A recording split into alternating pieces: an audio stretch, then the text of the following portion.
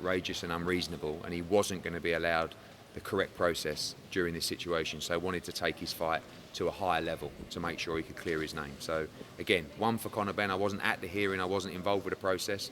We're here to support him. We're not his manager, we're not his press officer, but that's the information I can give you, and that will come to light tomorrow. You mentioned about what's next for Anthony Joshua. You've spoken about a potential rematch with Dillian Whyte, but you've also said that the fight with Deontay Wilder is the biggest fight in the heavyweight division right now. I mean, if you had to put like a stamp on it, what do you think happens next with Anthony Joshua? Can you say it would be Wilder or Whyte next? I mean, look, if you're looking at 3 fights for next year, which you hope for him to have, maybe you go Dillian Whyte, Wilder, Fury. I mean, that would be the dream year, but probably one of them would be nice the way everything's going. So I think that, I just feel I think someone was saying to me, I say, come on, AJ Fury's the biggest fight in boxing, not Wilder. I'm just saying, yeah, maybe, but I do feel that AJ Wilder is just a massive global heavyweight fight. 2 sort of titans that, the fight could end at any moment. And I just think it's a tremendous fight. BT Sports, I spoke with a few of the guys there yesterday, and they gave the reason as to why the fight with Joshua never happened. Said, you run out of time. Now, that mega fight between Tyson Fury and Anthony Joshua, how long do you think that should have taken to have been made? Why do you think it run out of time? No, I'm not saying you, but like them, when Derek Chisora got an extra 4 weeks to do the deal, but we were told the deadline was when it was. Don't forget as well, that fight with Derek Chisora, they were negotiating that fight when they started negotiating the Tyson Fury AJ fight. So that took 2 months to make that fight. You're talking about a fight between Tyson Fury and a voluntary challenger, right, who's getting a great payday. That took 2 months. Yet we were only allowed 3 weeks or 4 weeks. I don't really want to go back and forwards. And I'm not saying we weren't at fault, but I'm saying everybody could have done better. We just needed more time. But I don't understand why we were put on the clock when Chisora got an extra 4 weeks.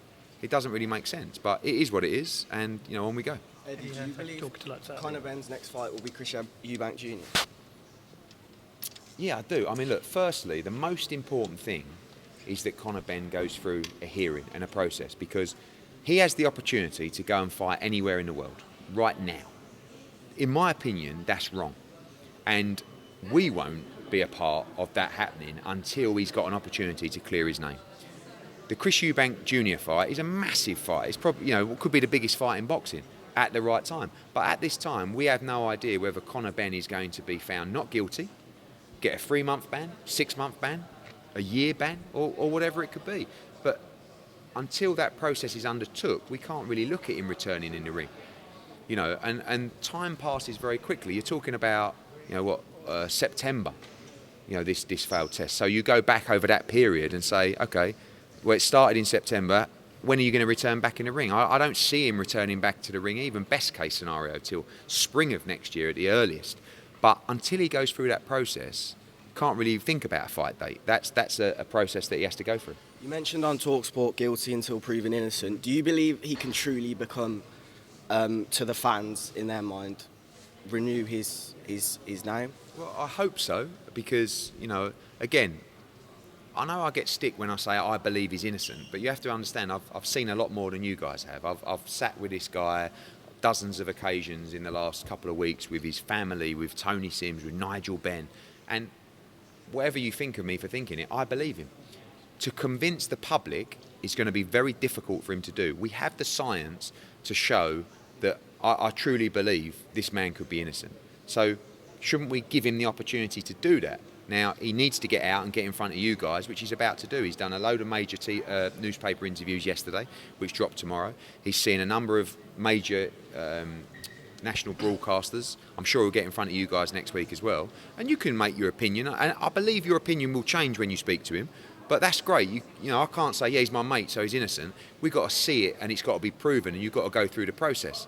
And that's what he needs to do, because going back to us, we can't accept that he can't go through that process. Right now, he could go to multiple commissions in the States. He could go to the Middle East. He could go to Australia, go to Germany, apply for licenses and be able to fight on the information that we have. But it's not going to wash. He has to be almost brought to trial before the public, let alone commissions, the public, because they won't accept just, oh, he's fine, he can go and box somewhere else. So you've either got to clear your name or undertake a ban. and that's which way it's either going to go.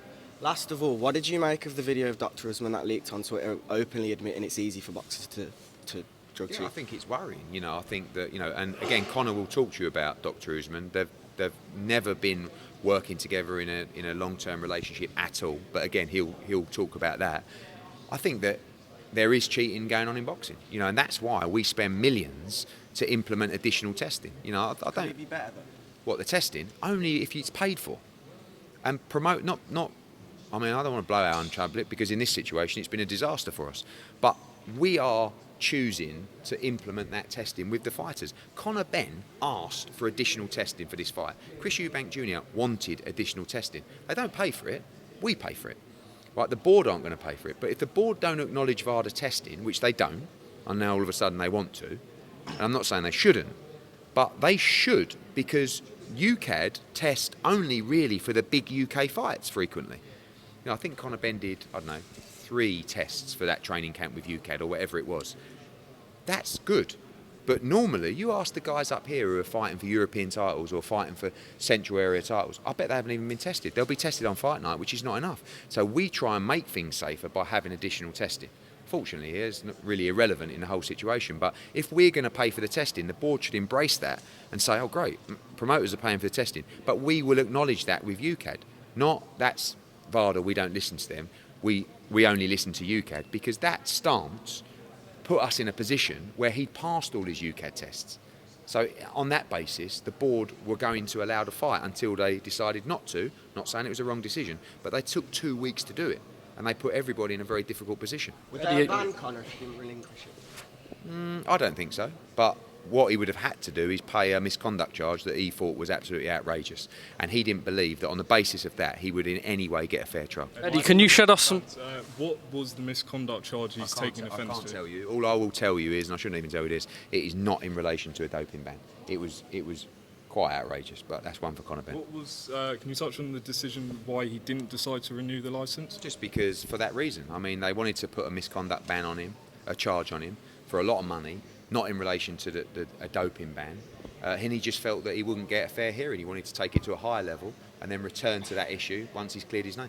I don't know if you've commented on this, but it was reported in the Mail a few weeks ago that there's a probe into another failed drug test allegation. Is that true? Is there anything you can say? Listen, I've read a lot of stuff, and that's going to come out from Conor Benn, everything around the testing, because there's a legal process undertaking at the moment. But there's a lot of stuff, true and false, and it'll all be unfolded by Conor Benn. Eddie, Simon Jordan has gone again, and obviously social media sort of back and forth continues on Twitter last night.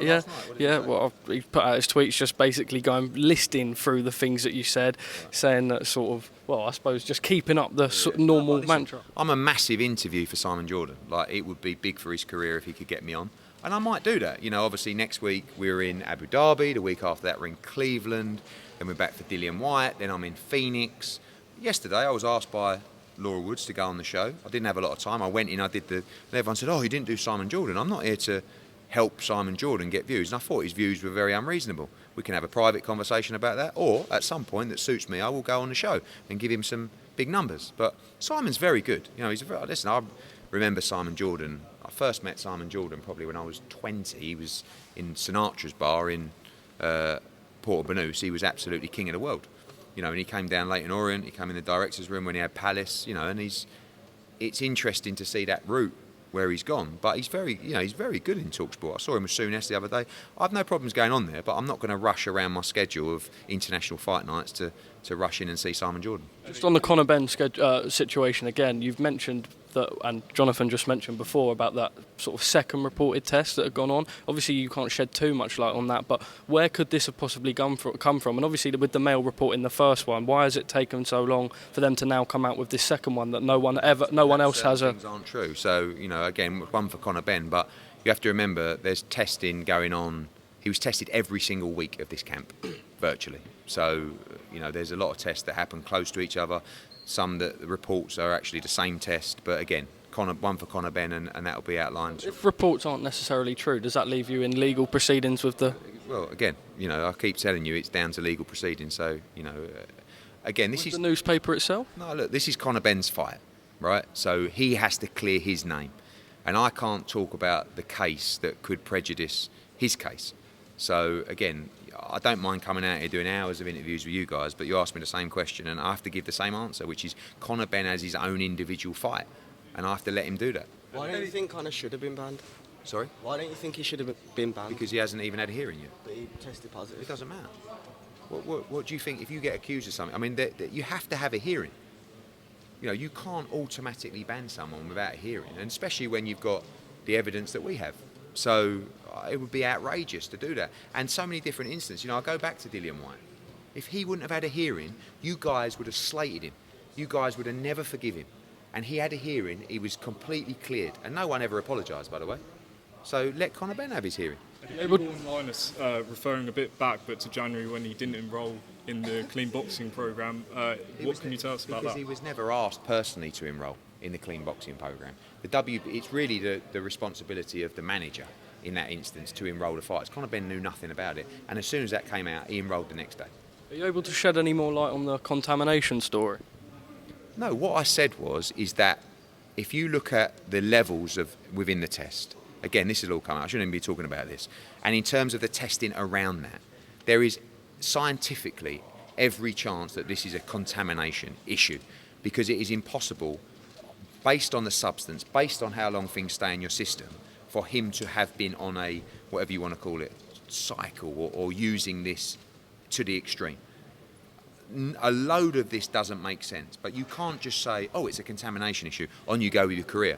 It's almost tough luck in many respects. But when you're speaking to experts, and you know, there's a lot more other bodies that are going to be coming out in support of Conor Benn in due course, because they've been looking at it as well.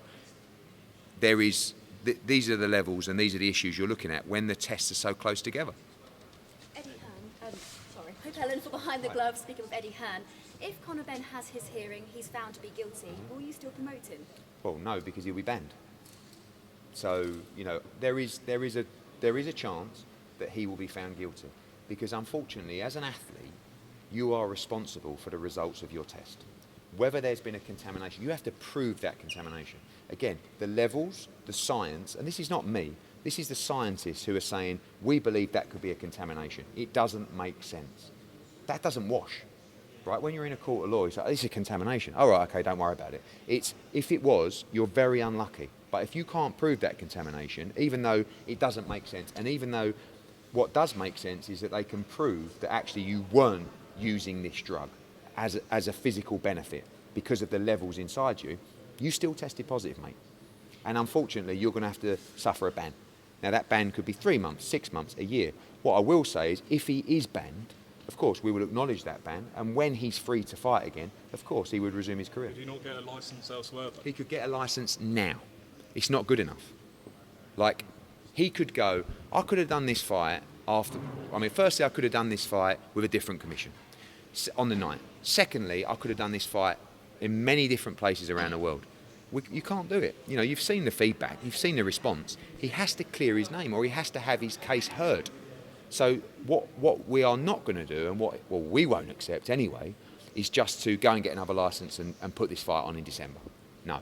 Let's have the process, go through the legal process of Conor Benn, and then we see what the result is. Eddie, is there any frustrations where you see the media are coming out making their own assumptions when, you know, you always talk about you wanting to clear his name? Is there any frustrations when the media are putting things out that, you know, could be very far from the truth? It's just expected. You know, look, I think people are doing their job at the end of the day. You know, and like, what is frustrating is that people aren't giving him any chance to go through this process. Like, let him have his trial. When he comes in front of you guys next week or whenever that is, and you read the interviews tomorrow and you see him on across national media, see what you think, right? Digest the facts and then make your decision. But it's unbelievable. Like, I told him, you know, when this happened, I said the first thing you got to do is come off social media. This is, you know, you've seen Conor Benn. He's quite an emotional guy. This will break anyone. Doesn't matter how strong you are. I said, come off social media immediately. And a week later, he said, how's the response been? And I said, do yourself a favour, stay off social media. Because it's outrageous that people won't want to give him any shot to explain himself. But he has to go through that process himself, and he has to get it right. And people say, well, oh, how long is it going to be? Like, it's like, you have to get the information. You know, you have to go through the process. You have to make sure that you know, everything you're about to fight for is covered off, and that's what he's been doing. Eddie, a word on Katie Taylor, please. Obviously, you missed out on 3 potential pay-per-view dates this year with the 2 AJ fights and this Eubank Benn situation. Are you under a lot of pressure now with obviously the lack of UK subscribers, according to reports? No, the UK subscribers are fantastic. I mean, especially through, I have to give credit to our man KSI. You know, the numbers are incredible on DAZN. And again, leading up to Katie Taylor this weekend, Dillian White's back on November the 26th. You've got a big Josh Warrington fight. You've got Estrada Chocolatito. So, no, look, it was a kick in the nuts, Eubank Benn falling through. We would have done huge numbers on DAZN. But I believe you'll see that fight next year. And interesting Andrew Tate coming to the zone. Andrew Tate. Is the third most Googled person on the Is web? it? No, it's one for Miss Fitz, guys. One for Calla.